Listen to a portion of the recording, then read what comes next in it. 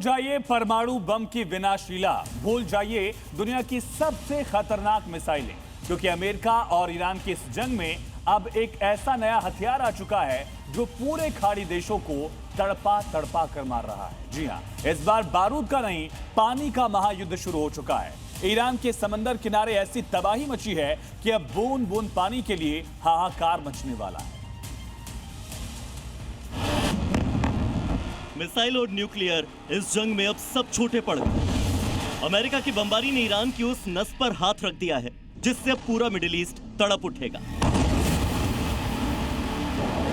खुफिया media reports के मुताबिक अमेरिकी हमलों का निशाना इस बार सिर्फ सैन्य ठिकाने नहीं थे, बल्कि निशाना बने ईरान के वो डीसैलिनेशन प्लांट जो समंदर के खारे पानी को पीने लायक बनाते हैं। समंदर के खारे पानी को मीठा बनाने वाले प्लांट्स पर हमला हुआ।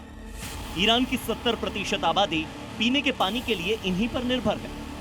सेंटकॉम की रहस्यमयी चुप्पी है, लेकिन खबरों में यह बड़ा दावा किया जा रहा है। सोचिए, जिस खाड़ी के पास तेल के कुएं तो हैं, लेकिन पीने का पानी का एक कतरा तक नहीं।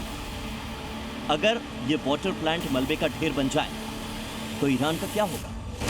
कुछ इंटरनेशनल मीडिया रिपोर्ट्स का दावा है कि अमेरिका ने ईरान के कई पुलों के साथ इन लाइफलाइन प्लांट्स को भी मलबे में तब्दील कर दिया, जिससे ईरान की आधी से ज्यादा आबादी के सामने प्यास का संकट खड़ा हो गया। अमेरिकी सेना के इस नए वार के पीछे की क्रोनोलॉजी को समझिए।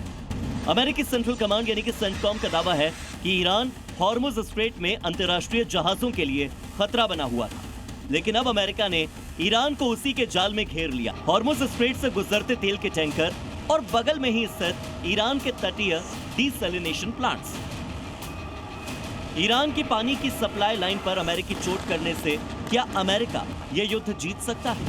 एक्सपर्ट्स का कहना है कि अगर ईरान के ये वाटर रिफाइनरी प्लांट्स ठप हो जाते हैं तो ईरान अपनी सेना और ठिकानों को पानी तक नहीं पहुंचा पाएगा। यह अमेरिका की वो साइलेंट स्ट्रेटेजी है जिससे ईरान के बारूदी तेवरों को पानी पानी किया जा सकता है। लेकिन अगर ईरान की वाटर सप्लाई को निशाना बनाया जा सकता है तो बाकी के जो खाड़ी देश हैं वहां हालात ऐसे ही तो हैं। खाड़ी में अमेरिका के मित्र देशों की तादाद ज्यादा है, जहां पीने के पानी की आपूर्ति के लिए इसी तरह की डीसैलिनेशन प्लांट्स बेहद अहम है।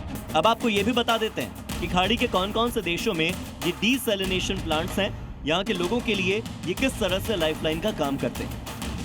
कुवैत और ओमान अपनी करीब 90% मीठे पानी की जरूरत डीसैलिनेशन के जरिए पूरी करते हैं। बहरीन में यह आंकड़ा करीब 85% है।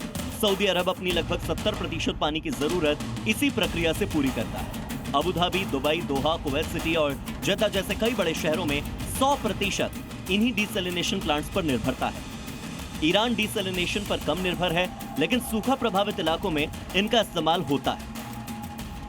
अगर ये जंग वाटर प्लांट्स के विनाश का जरिया बनी तो तेल से अमीर ये देश बूंद बूंद पानी के लिए तरस जाएंगे।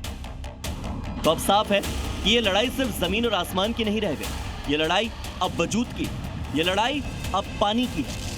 अमेरिका ने ईरान की सबसे कमजोर नस दबा दी। देखना यह होगा कि क्या ईरान पानी के बिना सरेंडर करेगा या फिर इस प्यास की आग में पूरे मिडिल ईस्ट को झोंक देगा। ब्यूरो रिपोर्ट, जी मीडिया। लाल रंग इसका अपार, तीखा कम है फिर भी स्वाद। बेमिसाल बेमिसाल MDH Kashmiri. MDH Kashmiri. MDH